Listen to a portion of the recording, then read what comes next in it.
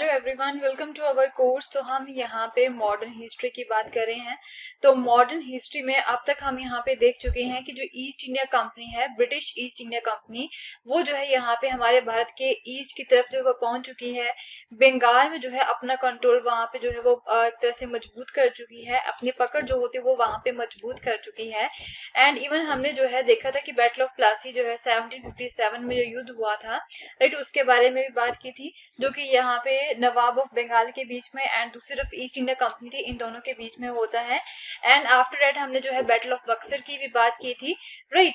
तो इस तरह से जो है अपनी पकड़ जो अब वो ईस्ट की तरफ जो है मजबूत कर रही है, धीरे धीरे वहां पे अपनी फैक्ट्री जो इन्होंने सेटअप की थी उसका फोर्टिफिकेशन कर रही है। वहां की बंगाल की जो दीवानी होती है उसके राइट्स भी जो है अब इन्हें मिल चुके हैं।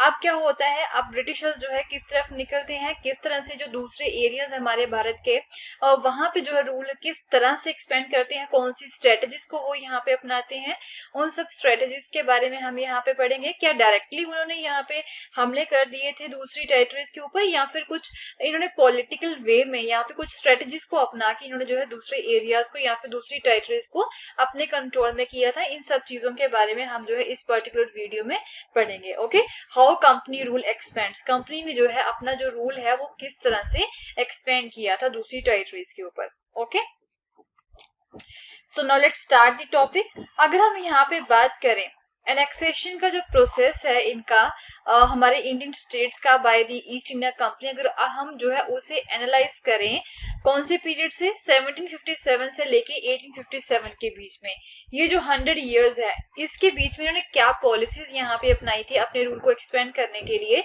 तो उसे हम अगर एक्सपेंड करें या फिर उसे जो है एनालाइज करें तो कई सारे जो है की एस्पेक्ट जो है वो यहाँ पे सामने आते हैं। ओके, तो हम ये बोल सकते हैं इस एनालाइजेशन के बाद में कि जो कंपनी है वो कभी भी डायरेक्ट मिलिट्री अटैक जो होता है किसी भी अननोन टेरिटरी के ऊपर नहीं करती थी। ओके, डायरेक्टली किसी के ऊपर वो हमले नहीं करते थे।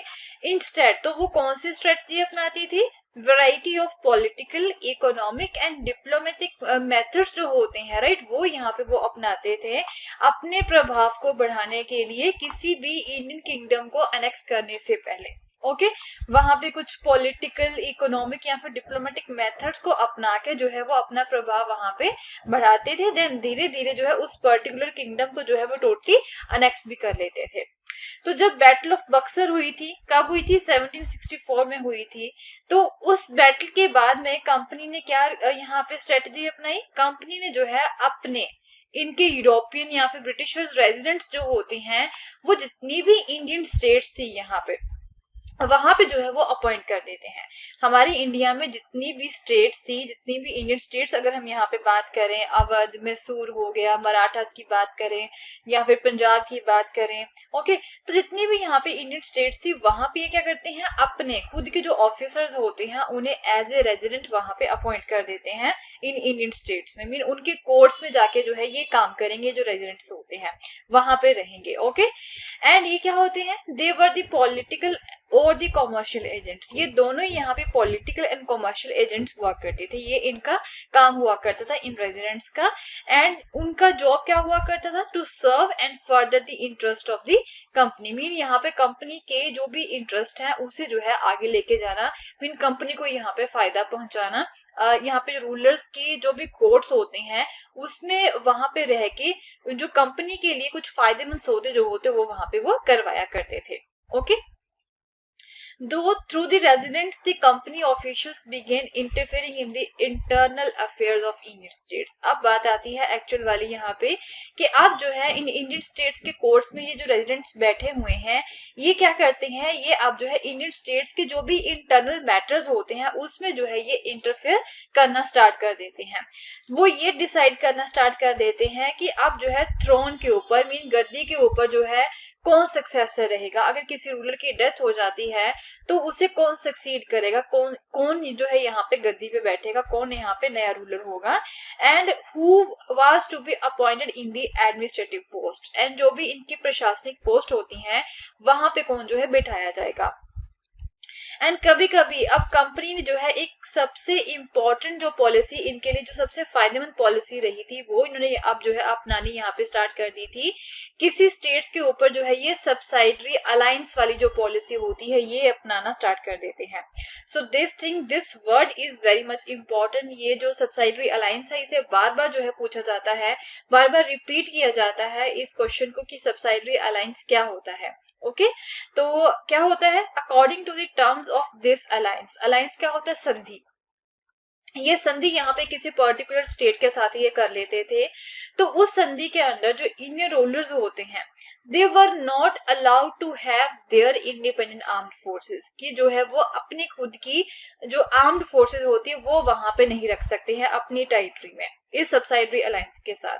अगर किसी स्टेट ने ये संधि जो है साइन की है कंपनी के साथ, तो इस संधि के अंदर क्या होता था कि वो जो स्टेट है वो अपनी आर्मी जो होती है, अपनी जो इंडिपेंडेंट आर्म्ड फोर्सेस होती है वो अपनी टेरिटरी में खड़ी नहीं कर सकते थे। तो आप जो है यहाँ पे अगर वो अपनी आर्म्ड फोर्सेस को वहां पे खड़े नहीं करेंगे तो अपनी टेरिटरी को वो प्रोटेक्ट किस तरह से करेंगे। तो ये प्रोटेक्शन का काम अब किसका हुआ करता था, ये कंपनी का हुआ करता था। ओके इसे जो है अब कंपनी ही प्रोटेक्ट करेगी इस स्टेट को। एंड बट क्या रहता है यहाँ पे, कंपनी अपने जो फोर्सेस होते हैं वो उस स्टेट में खड़ी करेंगी प्रोटेक्शन के लिए। बट अब क्या होता है, रूलर क्या करेगा, वो सब्सिडरी फोर्सेस जो होती है, जो इनकी कंपनी के फोर्सेस जो उस स्टेट में खड़ी होती है उसे सब्सिडरी फोर्सेस कहते हैं। तो उसका खर्चा कौन देगा, वो यहाँ पे जो स्टेट का रूलर है वो ही देगा इसका खर्चा। ओके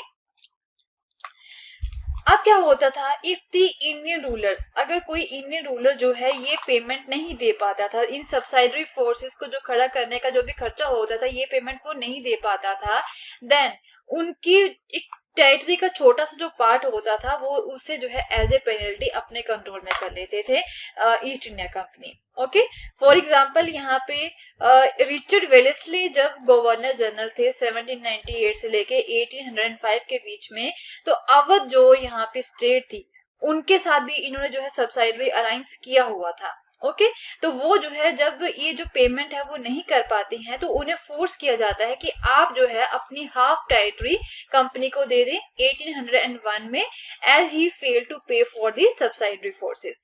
एंड सिमिलर चीज यहाँ पे हैदराबाद के साथ भी होती है, he was also forced to cede the territories on the similar grounds. Okay यहाँ पे इंजक्शन का क्या मतलब होता है, इंस्ट्रक्शन जो होती हैं। ओके एंड सब्सिडीज की मतलब क्या होता है, सबमिसिवनेस, मीन किसी को दबाना, यहाँ पे ये इसका मतलब होता है। राइट तो इस तरह से यहाँ पे ये होता है सब्सिडरी अलायंस की किसी स्टेट के साथ जो है ये संधि कर लेते हैं एंड उसके अंडर जो वो जो रूलर होता है वो अपनी आर्मी को अपनी टेरिटरी में खड़ा नहीं करता है। तो प्रोटेक्शन कौन प्रोवाइड करवाता है, कंपनी की फोर्सेस वहां पे खड़ी कर दी जाती हैं, वो प्रोटेक्शन प्रोवाइड करवाती हैं यहाँ पे रूलर को। एंड उसके बदले में जो रूलर है वो कंपनी को पेमेंट करेगा। एंड अगर वो पेमेंट नहीं कर पाते हैं टाइम पे तो कंपनी क्या करती है, उसकी जो टेरिटरी है वो उससे छीन लेती है। राइट या फिर कुछ जो छोटा सा हिस्सा होता है वो उसे छीन लेते हैं। Okay so will continue with the new topic in our next video. अगर आपको मेरा कोर्स पसंद आया तो इसे शेयर करना ना भूलें। Thank you so much, have a nice day, bye bye.